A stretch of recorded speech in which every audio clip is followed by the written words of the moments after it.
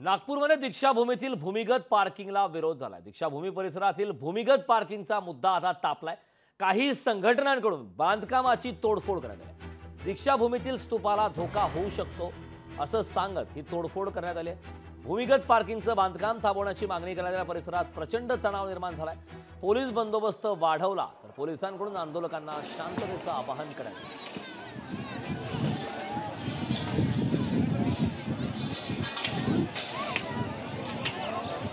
मला असं वाटतं की दीक्षाभूमी ही आस्थेचा विषय आहे। तिथल्या जनभावनेचा आदर करून त्या पद्धतीचा त्या ठिकाणचा विकास व्हावा ही भूमिका सुरुवातीपासून काँग्रेस पक्षाची राहिलेली आहे, आजही आहे। पण या पद्धतीचं विकासाच्या नावाने त्या श्रद्धेच्या जागेवर दीक्षाभूमीवर जनभावना लक्षात न घेता त्या ठिकाणी आपसात भांडणं करून घेण्याचा प्रयत्न जर सरकारचा असेल तो सरकारने थांबवावा एवढंच आमचं म्हणणं त्या ठिकाणी आहे। बाबासाहेब आंबेडकरांच्या अनुयायी आणि खास करून बौद्धिस्ट या सगळ्या लोकांना विश्वासात न घेता असं काम करणं हेच मुळात चुकीचं होतं। हे सगळं वेगळा नरेटिव्ह सेट करतायत। हा नरेटिव्ह नाही, हे वास्तव आहे। कशाला जायचं तिथे नको ते करायला आणि नको ते करायचं नंतर रडत बसायचं। ते ताबडतोब काम थांबवा। हे अंडरग्राऊंड रिझर्वेशन, अंडरग्राऊंड पार्किंग बिर्किंग काय करायला जाऊ नका। करायचं तर ते कुठलं पार्क आहे ना, काय कस्तुरचंद पार्क एवढं मोठं पार्क आहे ना, त्याच्या खाली करा ना, काय करायचं विमानतळ करा, आमचं काही म्हणणं नाही। पण दीक्षाभूमीला कुठेही डिस्टर्ब करू नका। त्या ठिकाणी अंडरग्राऊंड पार्किंग तयार केली जात आहे।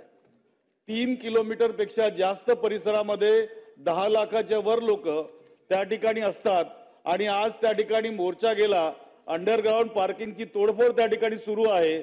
माझं या ठिकाणी सरकारचं लक्ष या ठिकाणी वेधू इच्छितो मी या माध्यमातून की लोकांच्या भावनांचा विषय आहे। त्या ठिकाणी एकतर स्मारक समितीने त्या ठिकाणी कोणतं बांधकाम करतो आहोत आपण आणि काय करतो आहोत याची लोकांसमोर प्रत्यक्ष मांडणी करायला पाहिजे होती, सूचना घ्यायला पाहिजे होत्या, त्यानंतर बांधकाम करायला पाहिजे होतं। ती अंडरग्राऊंड पार्किंग कुणासाठी केली जात आहे, का केली जात आहे, किती गाड्या त्या ठिकाणी राहणार आणि त्या ठिकाणी मोकळा परिसर पाहिजे। आज स्तूपाला सुद्धा त्या ठिकाणी भेगा पडण्याची त्या ठिकाणी शाश्वती नाही, काही होऊ शकतं, स्तूप पडू सुद्धा शकतं अशी परिस्थिती निर्माण झालेली आहे। तरी राज्य सरकार तेथील बांधकाम ताबडतोब थांबवण्यात यावा। लोकांच्या विचारांचा भावनांचा सन्मान झाला पाहिजे। हा त्या ठिकाणी राज्य सरकार काय करणार आहे का आणि उद्या सभागृहात या संबंधीची माहिती सादर करणार आहे का अध्यक्ष महोदय? अंडरग्राऊंड पार्किंग ज्या ज्या ठिकाणी प्रस्तावित केलं जातं साधारणपणे महत्त्वाच्या दिवशी किंवा काही कार्यक्रमाच्या दिवशी हे अंडरग्राऊंड पार्किंग सिक्युरिटीचं कारण दाखवून बंद केलं जातं। तर खरोखर या अंडरग्राऊंड कार पार्कची गरज आहे का? तसंच आम्ही रेसकोर्सचं पण बोलवतो आणि हाच मुद्दा आहे की कुठचाही महत्त्वाचा दिवस असला किंवा कार्यक्रम असला तर अंडरग्राऊंड कार पार्किंग हे सिक्युरिटीच्या कारणामुळे बंद केलं जातं। तर ह्याच्यावर सरकारने विचार करावा आणि मला वाटतं स्थानिकांची जी भूमिका आहे ती त्यांनी लक्षात घ्यावी। दीक्षाभूमी ही शासनाने दीक्षा घेतली म्हणून तिथे एक स्मारक उभं राहावं असं त्या ठिकाणचं आहे। विजयादशमीला लाखो लोक येतात, याच्याबद्दल दुमत नाही, पण त्यांनी कधीही आम्हाला पार्किंगला जागा मिळत नाही अशी तक्रार केलेली नाही। त्याच्यामुळे हे कमर्शियलायझेशन जे चाललेलं आहे दीक्षाभूमीचं हे थांबवण्याचा भाग नागपूरची जनता करते। ट्रस्टीजना आम्ही असं आवाहन करतोय की तुम्ही हे थांबवा, पार्किंगची काहीही गरज नाही। वंचित बहुजन आघाडी हे आंदोलन करण्याच्या पाठीमागे आहे। दीक्षाभूमीविषयी कोणताही निर्णय घेताना संवेदनशीलतेने निर्णय घेतला पाहिजे।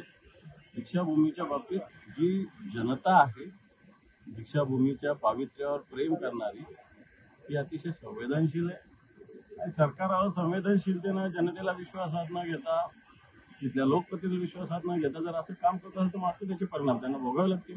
मनमानी कारभार आहे कसं? मनमानीचही ही मनमानीच्या लोकांना विचारणे काही काम करते त्याला काय अर्थ आहे? लोकशाही मराठी ऐका, पहा, जागरूक रहा।